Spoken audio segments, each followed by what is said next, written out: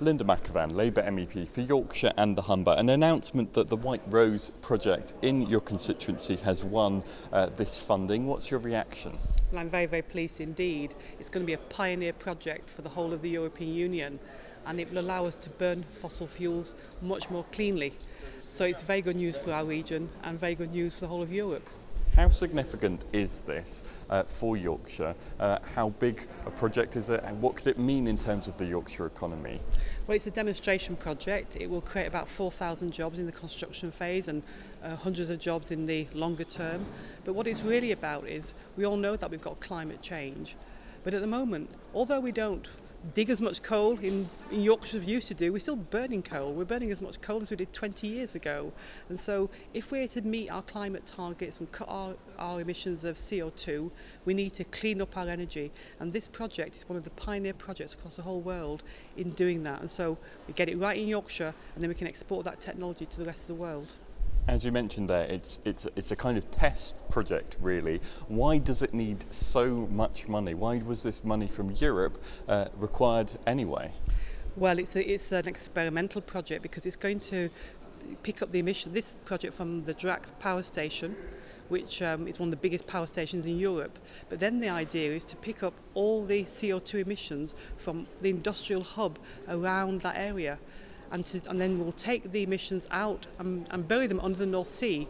So it's actually a very important project about tackling emissions from power stations, but also from our heavy industry, our steel industry, our other cement industry and other industries where there is no other solution. You can't have those industries without getting some CO2 emissions.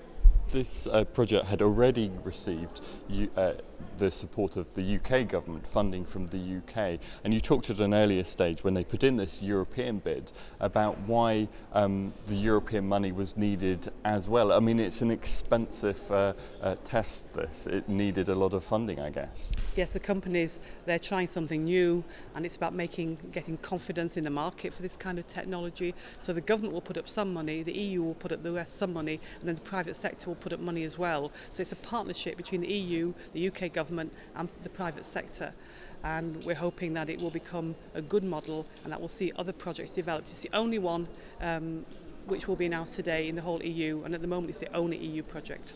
And how significant is that it's Yorkshire against the rest of Europe? There's nowhere else in Europe that's going ahead to this degree that Yorkshire is. Well, for our region is one of we were known as the King Coal region.